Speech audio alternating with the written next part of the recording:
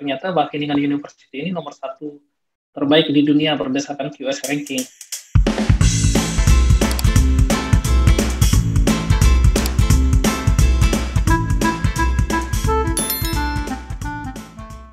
Selamat siang sahabat literasi, salam sehat dan salam semangat. Terima kasih untuk tetap stay tune di podcast literasi dan komunikasi.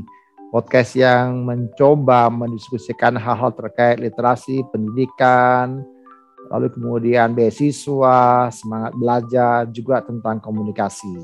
Kita membicarakan topik-topik yang sangat khusus ini, sekaligus juga topik-topik yang seksi untuk didiskusikan. Kali ini kita akan berdiskusi kembali dengan teman-teman yang hebat yang tengah menyelesaikan studi, bahkan yang sudah menyelesaikan studi di beberapa kampus ternama dunia. Ini teman-teman yang tidak sembarangan karena mereka juga melewati berbagai proses yang kita akan dengar nanti, proses yang tidak mudah, tapi dengan semangat yang luar biasa mereka bisa berhasil. Harapan kami sahabat literasi bisa belajar dari mereka, dari teman-teman hebat ini, untuk tetap mengembangkan mimpi-mimpi Anda, tapi sekaligus juga menterapkan mimpi itu, mewujudkan mimpi sehingga apa yang Anda cita-citakan, bisa sekolah ke luar negeri tanpa biaya bahkan, itu bisa terwujud. Karena saat ini banyak sekali sarana yang bisa digunakan untuk itu. Baik, kita akan berdiskusi dengan Bang Ahmad Yani Lubi. Selamat siang, Bang Ahmad Yani, apa kabar? Ya, selamat siang, Bang. Sehat, Bang. Ya, beliau sahabat saya, kami sudah kenal kurang lebih 5 tahun lalu ya, Bang Ahmad Yani ya, 2016 kami ketemu. Ya, benar. Beliau ini salah seorang bisa dibilang ya orang hebat lah bagi saya begitu, karena ini bukan mudah juga untuk mencapai apa yang beliau saat ini sudah capai. Oke, kita langsung tanya aja ya. Bang Ahmad Yani, kalau boleh cerita, sebelumnya ini kami dapat kabar nih bahwa Anda itu baru selesai sekolah di salah satu tempat yang cukup keren begitu. Boleh dong informasikan ke kita di kampus apa, bahkan di jurusan apa, dan di negara apa? Ya, oke. Makasih, Bang. Ya, jadi nama saya Ahmad Yani, perlindungan lobis mengangkat panjang gitu ya. Saya menyelesaikan S1 saya juga masalah kehutanan di Universitas Gadjah Mada. Terus kemudian saya bekerja di BPK sebagai auditor. Terus tahun 2014 mencoba untuk BPK ini Badan Pemeriksa Keuangan. Badan Pemeriksa Keuangan ya. Oke, siap. Pemeriksa Keuangan. Terus 2014 akhir ya. Jadi ada niat untuk mau melanjutkan sekolah seperti itu. Jadi saya mencari literasi terkait dengan sekolah ke luar negeri. Karena memang saya pikir banyak sekali ya bisa kita dapatkan manfaatnya ketika kita belajar ke luar negeri gitu ya. Selain pengalaman, terus yang pasti budaya yang sangat berbeda, bahasa yang berbeda, terus musim yang sangat berbeda. Nah, ini merupakan sebuah tantangan yang sangat menarik bagi saya gitu.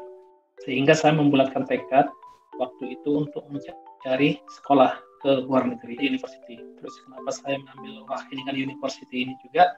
Karena memang didasari beberapa alasan gitu, Bang. Jadi yang pasti yang pertama, karena memang background saya sarjana kehutanan waktu saya ambil S1, kemudian saya mencoba mencari top 5 gitu lah, kampus-kampus terbaik di dunia terkait dengan agriculture dan forestry. Akhirnya saya menggunakan QS ranking seperti itu. Akhirnya ketemulah The Wageningen University itu. Ternyata Wageningen University ini nomor 1 terbaik di dunia berdasarkan QS ranking untuk subjek agriculture and forestry. Wageningen University di Belanda ya? Iya, Wageningen University di Belanda. Okay. Ini nomor 1 terbaik di dunia. Jadi waktu 2000 daftar itu masih terbaik. Terus saat ini juga tahun 2021 ini juga masih terbaik nomor 1 di dunia subjeknya berdasarkan subjek gitu. Nah, kemudian saya memang ambil bukan agriculture and forestry tapi environmental science. Tapi ketika saya apply mendapatkan letter of acceptance atau LOA-nya itu, Bang, itu memang saya daftar dua-duanya dan alhamdulillah diterima juga dua-duanya gitu. Wow, tapi keren. Sama environmental science. Tapi environmental science ini atau ilmu lingkungan ini nomor waktu saya mendaftar dulu ya, itu nomor 4 lah terbaik di dunia. Nomor 1-nya itu kalau nggak salah kayak Stanford University, terus Oxford, baru Wageningen University yang di Belanda ini. Nah, Terus karena sesuai dengan personal statement yang saya ajukan waktu itu, Bang, saya emang kayaknya lebih condong kayak ilmu lingkungan seperti itu. Karena saat ini juga kan lebih seksi tuh yang namanya SDGs gitu ya, Sustainable Development Goals. Akhirnya ya udah saya memutuskan untuk mengambil environmental science. Ya, seperti itu, Bang. Wow, luar biasa. Jadi sekolah di tempat atau di sekolah terbaik dunia itu kan memberikan juga pride yang luar biasa begitu ya. Nah, berapa lama kemarin studinya, Bang Yani? Nah, jadi kalau di Belanda itu tergantung jurusan dan tergantung kampus, Bang. Jadi kalau di Wageningen University itu kita menyelesaikan studi S2 itu selama 2 tahun. 2 tahun ya? Ya 2 tahun. Tapi kalau hukum, misalnya di Universitas Leiden gitu ya, di Leiden itu cuma 1 tahun. Terus jurusan di Rotterdam University itu juga cuma 1 tahun. Tapi at least rata-rata untuk lulus kuliah S2 di Belanda itu 2 tahun, Bang. Gitu. Oke, jadi Wageningen University ini sendiri ada di kota? Jadi Wageningen University ini ada di kota, sebenarnya bukan kota ya, mungkin desa juga dia ya. Namanya di Wageningen. Dia lebih sekitar 1 jam lebih yang lumayan besar dari Utrecht seperti itu, Bang. Oke. Jadi dia kalau provinsinya masuknya dia Gelderland masuk provinsinya. Gelderland ya. Jadi artinya 1 jam dari Utrecht ya, baru nyampe Wageningen ya, kurang lebih ya. Ya kurang lebih, Bang. Wow. Nah, selama studi gimana nih kira-kira pergumulannya Ahmad Yani? Apa aja yang dilakukan, kemudian apa tantangan yang dihadapi? Ya, jadi Bang, jujur itu Bang ya, pas pertama kali kita ke Wageningen, terus kemudian saya juga udah meninggalkan bangku kuliah selama 11 tahun ya. Lalu dulu lulus kuliah 2006, terus kemudian saya melanjutkan sekolah itu 2007, setahun setelah udah vakum dari dunia perkuliahan seperti itu. Jadi ketika mendarat di sana, terus kemudian ke kampus, ya agak kaget juga di awal gitu. Karena sistem dunia pendidikan sangat berbeda sekali gitu. Di sana kita semua serba mandiri seperti itu ya. Terus kemudian ya jadi culture shock-nya itu sangat terasa sekali Bang. Dan bahkan sampai jadi gini Bang, di Wageningen University itu selama 1 tahun itu kita kuliah. Itu ada periode namanya. Itu dibagi 6 periode. 6 periode. 1 periode itu 2 mata kuliah. Nah, karena mungkin saya stres dan budaya gitu ya, culture shock seperti itu, bahkan di periode pertama 2 mata kuliah saya itu saya nggak lulus Bang. Saya fail seperti itu. Dan itu makin membuat kita semakin down gitu Bang. Tapi saya punya prinsip ketika kita sudah sampai di sana, nggak ada kata menyerah, tetap kita selalu berusaha. Dan itu juga bukan hanya dialami oleh saya sendiri gitu Bang. Oke, kalau misalnya saya sendiri, saya mungkin bisa belajar ke teman-teman yang udah rata-rata yang lulus gitu. Tapi ternyata ini enggak.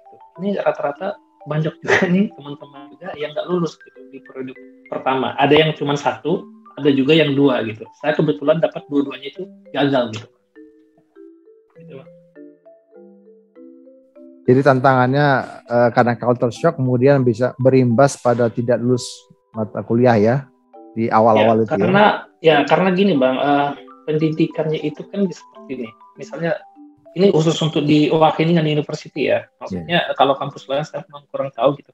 Jadi kalau kayak di Wageningen University itu, jadi 1 mata kuliah itu terdiri dari kita belajar sendiri. Belajar sendiri itu guru itu dosen itu hanya memberikan kayak sampulnya aja gitu. Isinya itu kita dikasih paper yang banyak gitu Pak. Kita kan yang namanya orang Indonesia atau saya sendiri gitu ya, jarang sekali membaca gitu. Apalagi membaca jurnal atau paper seperti itu. Tiba-tiba dikasih kita paper 20-30 dan semua jawaban itu ada di paper itu. Jadi di presentasi dosen itu nggak ada. Presentasi dosen itu hanya sebagai kulitnya aja. Jadi semacam kulitnya aja. Terus kalau mau tahu lebih dalam, baca papernya. Nah, ujian-ujiannya itu berasal dari paper-paper itu semua. Berasal dari jurnal-jurnal itu. Terus kita membagi waktu itu juga.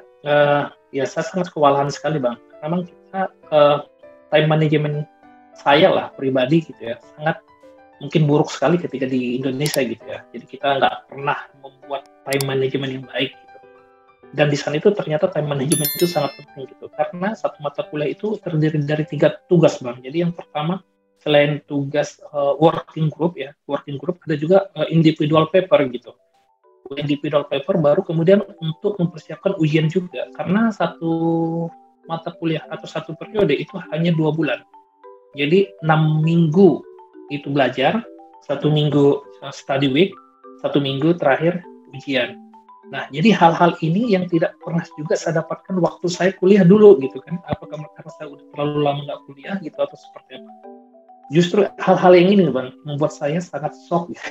Sangat shock dan tidak bisa berlari kencang. Jadi ibaratnya kalau kita mobil nih Bang, jadi mereka udah lari 60 km per jam, sementara saya ini baru 20 km per jam gitu. Jadi akselerasi saya menuju batas minimalnya itu sangat keteteran saya. Keteteran ya?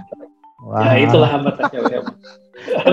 tapi memang itu hal yang nggak bisa dipungkiri juga karena memang kita mungkin tidak atau belum terbiasa ya memanage waktu kita. Apalagi sudah 11 tahun ya, Bang Yani ya. Ya betul. Sudah 11 tahun. Ya. Itu intake-nya kapan ya di Belandanya? Intake-nya di September 2017, Bang. Oh, jadi 1 tahun setelah masuk ya. 1 tahun 3 bulan ya, bahkan ya. 1 tahun. Ya, betul. Berarti selesai 2019. Selesai 2019, Bang. Oh iya. Jadi, ya. Pas lah. Jadi saya intake September 2017.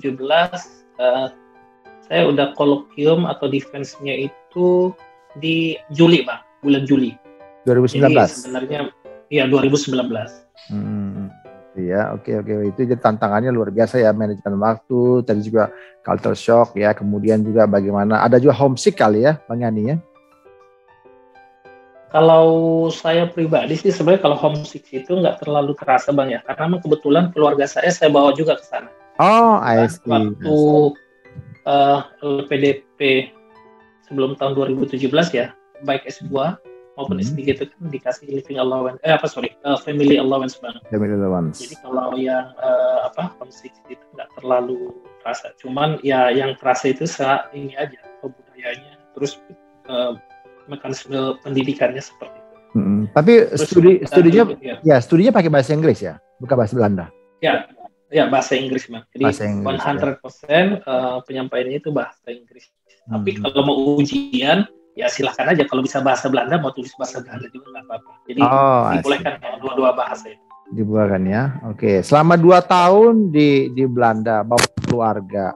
Berapa putra, Bang Yani? Waktu itu 1 putra 1 putri. Oh, 2 ya. Berarti ada 4 orang yang harus survive hidup ya di Belanda ya. Ya. Nah, Belanda kan pakai mata uang euro ini. Itu gimana? Gimana kehidupan ini? Berarti banyak juga dong uangnya Bang Yani ini, bisa studi ke sana, bawa keluarga, atau ada sumber pembiayaan studi nih? Dari mana Bang Yani?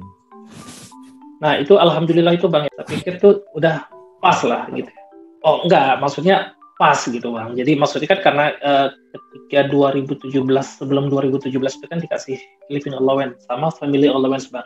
Yang family allowance itu sebesar dari mana? 25% ya, 25% dari living allowance kita. Tapi dia cuma ditanggung 2 orang aja. Maksud saya itu dari kantor, dari kantor pembiayaannya. Oh bukan dari LPDP Bang. Oh LPDP itu lembaga pengelola dana pendidikan.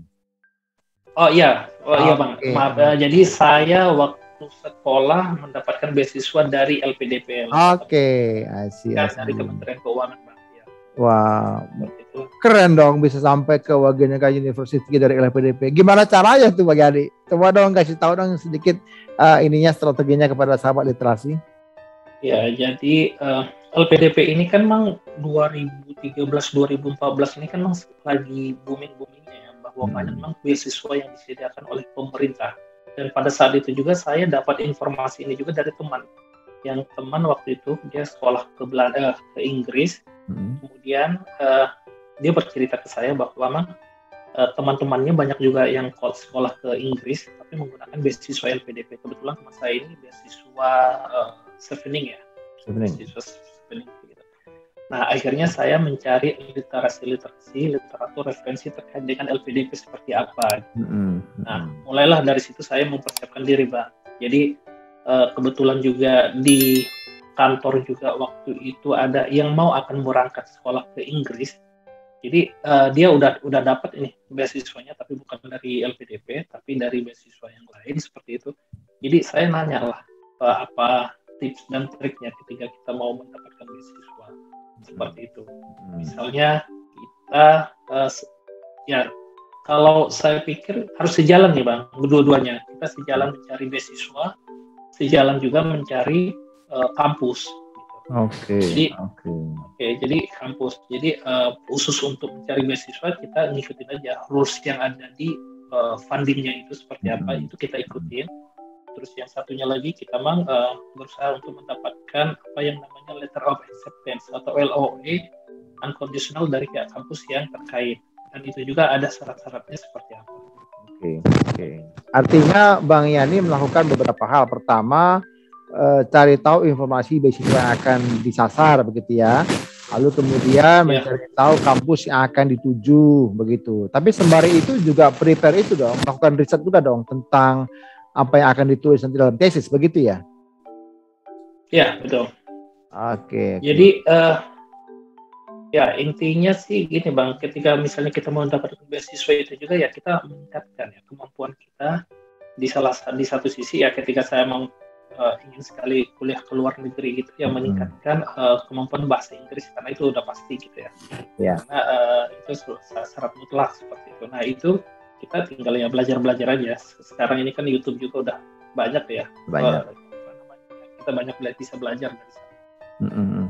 Jadi sahabat literasi menarik ya. Tadi teman-teman diinformasikan oleh Bang Yani bahwa ada beberapa hal yang harus dipersiapkan. Pertama, ketika Anda mau cari beasiswa, dalam hal ini salah satunya adalah LPDP, Lembaga Pendidikan Pendidikan, maka Anda perlu mencari tahu dulu apa saja syarat dalam yang bisa melulusan Anda mendapatkan beasiswa LPDP. Mungkin juga di situ ada list kampus dunia yang bisa dipelajari ya. Lalu kemudian juga mulai mencari tahu topik-topik yang akan Anda tulis nantinya. Bahkan mungkin bila perlu dari situ ini kali Bang Yani ya, mencari tahu siapa profesor yang mungkin sejalan dengan riset kita begitu ya, yang akan bersedia menjadi promotor. Oh iya, betul Bang. Begitu ya. Iya, betul. Jadi kita mencari tahu dulu siapa profesornya, lalu kemudian apa minatnya, apakah sama dengan kita, supaya nanti ketika kita mulai studi itu bisa langsung bisa inline dan kita dapatkan supporting dari promotor. Nah ini menarik ya, sahabat literasi, Anda yang memang punya mimpi tinggi untuk sekolah tinggi, bahkan sampai ke luar negeri, jangan sekarang nggak ada lagi tuh alasan karena aduh nggak ada uang, orang tua saya orang susah gitu, enggak. Banyak lembaga-lembaga yang menyediakan beasiswa. Nah, dalam hal ini podcast literasi komunikasi memberikan informasi kepada teman-teman bahwa sesulit apapun ekonomi teman-teman, selama masih ada kemauan untuk sekolah tinggi, itu go ahead, silakan. Banyak cara dan podcast ini memberikan berbagai tips, trik, bahkan juga pengalaman hidup dari teman-teman yang sudah menjalaninya. Begitu. Jadi 2 tahun di Belanda, bawa keluarga, ternyata Bang Yani didukung oleh pemerintah Indonesia begitu. Dan sekarang kembali bekerja di BPK Republik Indonesia ya, Bang Yani ya? Ya, betul Bang. Oke, kemarin penelitian Bang Yani apa nih kalau boleh tahu nih di Belanda? Kalau penelitian saya itu terkait dengan pengelolaan lahan kritis ya Bang ya. Karena memang kan saya background-nya itu kehutanan, terus S2 saya juga masalah lingkungan. Terus saya sangat tertarik sekali dengan SDGs. SDGs itu Sustainable Development, dan ini juga sejalan dengan beberapa program yang ada lah di kantor saya juga. Jadi saya mengambil tema terkait dengan policy-centric governance. Policy-centric governance itu nggak hanya melibatkan multi level tapi multi actor juga, Pak. Jadi kita selain multi level sama multi actor. Dan saya melihat sampai sejauh mana koordinasi antara instansi multi level maupun multi aktor pengelolaan lahan kritis. Karena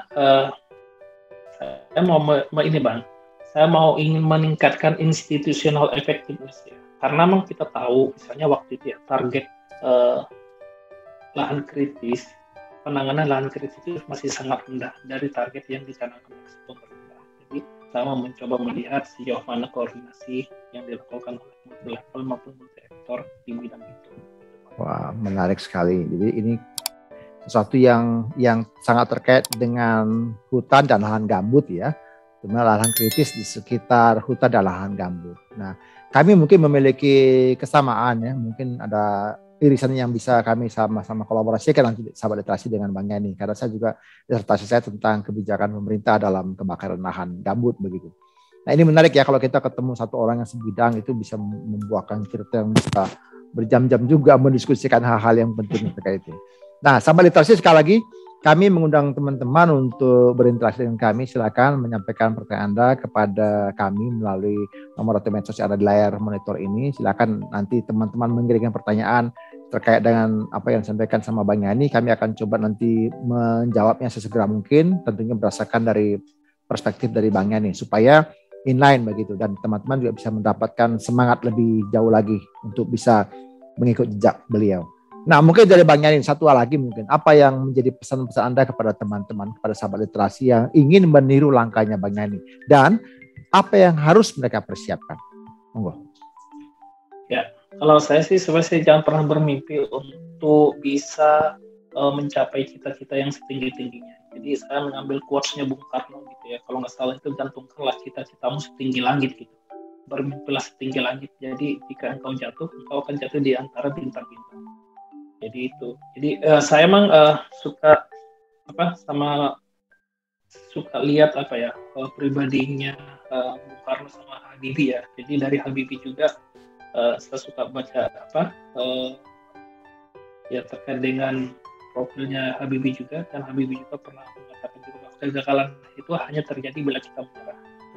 Jadi karena kalau saya lihat itu bahwa memang sekarang ini misalnya anak muda sekarang ini banyak juga kadang dia belum mencoba tapi udah menyerah seperti itu. Jadi kegagalan hanya terjadi bila kita menyerah.